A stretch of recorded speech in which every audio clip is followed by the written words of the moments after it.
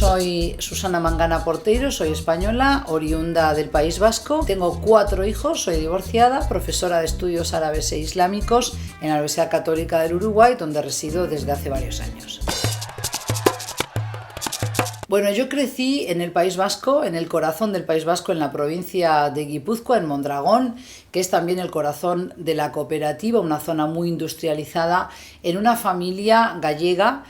con fuertes raíces en todas las costumbres gallegas. Son una familia tradicional, diría yo, clase media. Mis recuerdos de la infancia están ligados al estudio. Siempre tuve una enorme curiosidad, me gustaba mucho la lectura, sobre todo novelas de aventuras, también de investigación, de detectives. Así que bueno, la infancia yo diría que fue relativamente feliz, aunque hubo algunos capítulos que me marcaron. Yo era muy gordita de pequeña, con lo cual eso me marcó durante mucho tiempo. Y creo que secretamente me volqué todavía más al estudio y a ser muy estudiosa, porque veía que en otras cuestiones, quizás en el aspecto físico, como que yo me sentía el patito feo respecto del resto, ¿verdad? No es que me acomplejara digamos, mi aspecto físico, pero sí me hacían sentir la burla y la crítica constante. Vivía en un entorno bastante claustrofóbico en el sentido metafórico, ¿no? Muy rodeada de toda la problemática del conflicto identitario vasco, toda la cuestión de la violencia del grupo armado ETA. No se permitía hablar de otras cosas, eso era lo que monopolizaba todas las discusiones, y yo creo que faltaba libertad en el sentido más amplio, ¿no? De poder disentir, de poder opinar otras cuestiones, y a mí siempre me atrajo el estudio de idiomas y poder viajar. Y cuando ya a los 14 años tuve mi primera oportunidad de viajar en un proyecto de intercambio con escuelas y con jóvenes de Inglaterra, ahí bueno, se me abrió otro mundo, otros horizontes, y creo que es por eso que acabé estudiando filología árabe y económicas en Londres, en la Universidad de Londres. Pero después del segundo año de carrera tenía la oportunidad de trasladarme a Egipto y viví en Alejandría. Entonces, bueno, tuve otro enfoque, tuve una aproximación, o más bien una inmersión directa en la cultura árabe y en la cultura musulmana, con lo cual ahí empecé a cuestionarme no las creencias en sí, sino, entender que hay otra forma de mirar el mundo, que hay otras maneras de practicar las diferentes creencias. Y entonces, bueno, pues fue una etapa de mi vida sumamente ágil, la recuerdo como muy bonita, muy feliz. Trabajé unos años para la Embajada de España en El Cairo, fui oficial administrativo contratada por el Ministerio de Asuntos Exteriores español, ¿verdad?, con pasaporte oficial y demás, pero yo tenía bien claro que quería seguir estudiando hasta llegar, como luego llegué a un doctorado, por ejemplo. Porque si tú me dices, ¿eres socióloga?, te tengo que decir no. ¿Eres especialista en relaciones internacionales? Sí, pero no licenciada en relaciones internacionales. Entonces la gente necesita etiquetarte. Yo diría que a lo que me he dedicado es a estudiar la sociología, la cultura, la identidad, la lengua, la religiosidad, que eso podríamos decir está englobado en el concepto cultura, pero también la política desde el punto de vista de los países árabes y musulmanes. Si me piden un expertise, ese sería el área al que me he dedicado más tiempo y donde creo que tengo una acumulación importantísima, tanto aquí a nivel de Latinoamérica como también comparando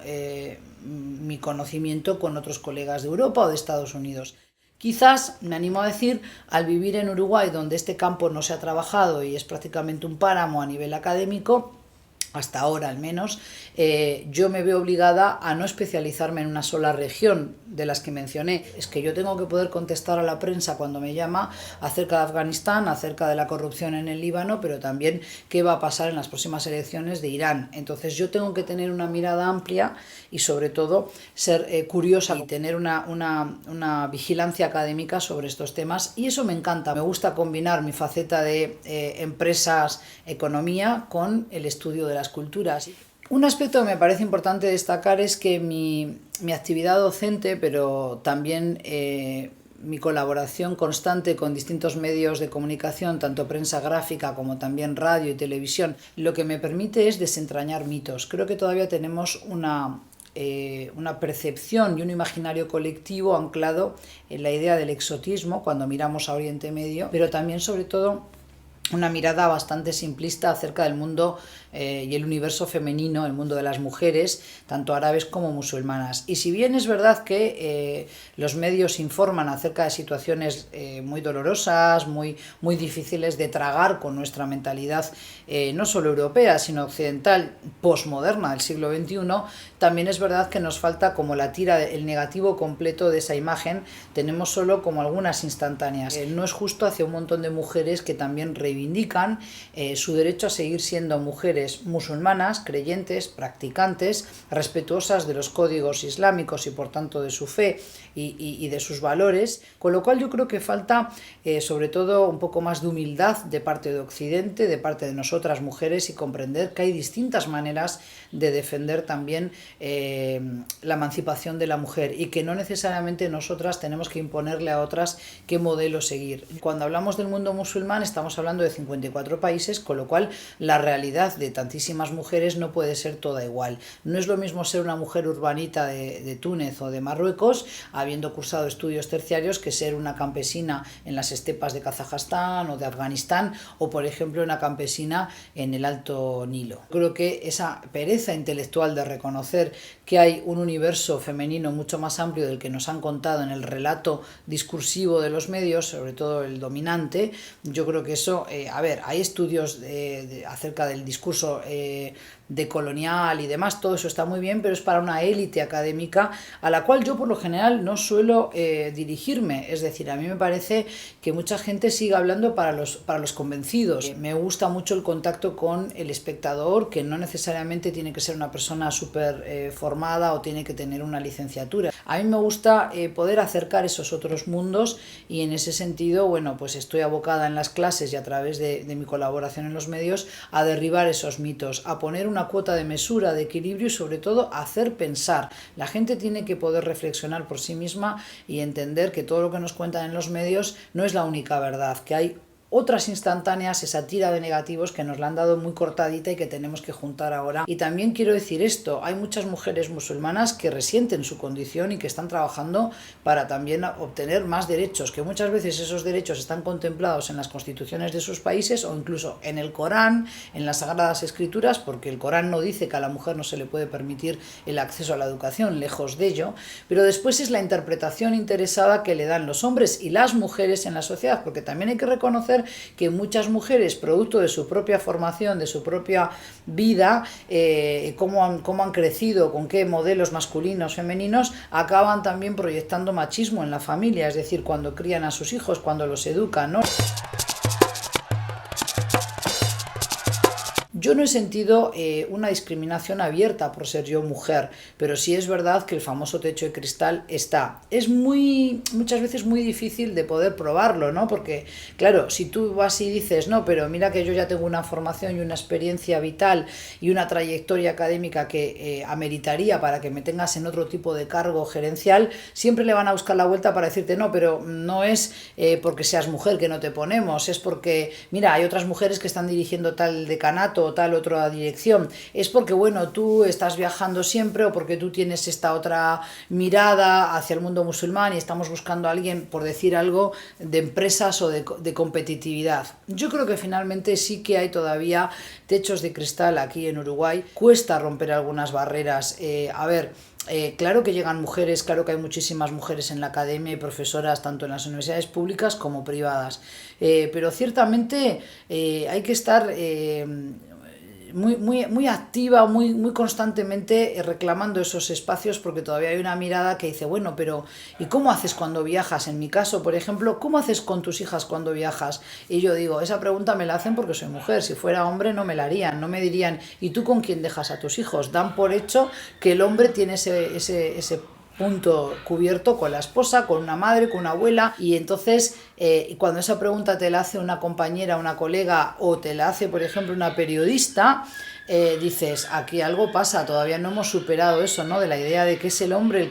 el que sale a trabajar, el que viaja, y es la mujer la que tiene que cuidar a los menores. De lo contrario, es cierto que si tú quieres ser buena mamá, pero también ser buena profesional, hacer una carrera profesional y competir contra esos otros hombres que están ahí, vas a tener que meter muchas horas en tu trabajo, y eso te aleja de la familia, pero también te aleja de la capacidad de disfrutar de ciertas horas de ocio que son necesarias. Y lo dice una mujer que que es, yo diría, superadicta al trabajo y que para mí el trabajo viene antes que, y diría incluso el placer, quizás porque obtengo placer de mi trabajo directamente. Bueno, como digo, mi especialidad me ha permitido una vez más ser el pez fuera de la pecera. Como no hay tanta gente, por lo menos no en Uruguay, especializada en temática de mundo árabe, mundo africano, mundo musulmán, siempre se me ha convocado en calidad de docente o de traductora, con lo cual en ese sentido no tengo nada que objetar. Yo pagué un precio muy alto por volcarme al trabajo, porque evidentemente vas sacrificando también familia, vas sacrificando horas de ocio con tus hijos. Yo tengo 4 hijos en 2 tandas del mismo padre, pero tengo 2 niños próximos de 23 y 21 años, casi 22, y tengo 2 niñas de 12 y 10, o sea, siempre como 2 seguidos. Pero claro, ha habido un hueco importante entre los mayores y las pequeñas. Se paga un precio muy alto, por eso digo que algunos puestos, algunas carreras, para que sean más atractivas, para que las mujeres puedan permanecer dentro, también tenemos que tener en cuenta este componente, cómo conciliar vida profesional con vida familiar. La carrera diplomática es hermosa si te gusta vivir a caballo de distintas culturas, conocer otros puntos, poder defender a tu país ante otras naciones, me parece muy interesante todo eso, pero claro, a la mujer por lo general se le hace más difícil buscar compañero en ese medio. ¿Por qué? Pues porque otra vez volvemos al patrón tradicional. El hombre era el que tenía el destino y la mujer lo seguía, lo acompañaba. Es más, algunos países hasta te prohíben que la mujer trabaje estando en destino, lo cual no me parece muy lógico en el siglo XXI. Un rasgo que he podido ver en las mujeres que hemos estado viajando y combinando y esta faceta de lo laboral y de lo familiar es que por lo general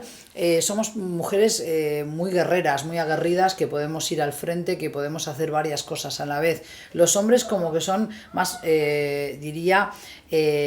más de una sola tarea, tienen que asignarse a esa tarea y cuando terminan esa empiezan entonces con otra, ¿no? Con lo cual a mí me parece que eso es un rasgo a explotar, pero no a abusar, ¿verdad? Sería importante, como digo, que los hombres también puedan colaborar mucho más en todas esas tareas que no son solo las domésticas, sino de la crianza y la responsabilidad de educar y de criar a esos niños. En ese sentido creo que la sensibilidad que tenemos las mujeres, y en mi caso me lo dice la gente, que soy una persona que me muestro apasionada así, pero también muy sensible, yo creo que eso me ayudó siempre a tener muy presente al otro. Fuera un refugiado, fuera un desplazado forzoso interno de los muchos conflictos que asolan África, o por ejemplo también comprender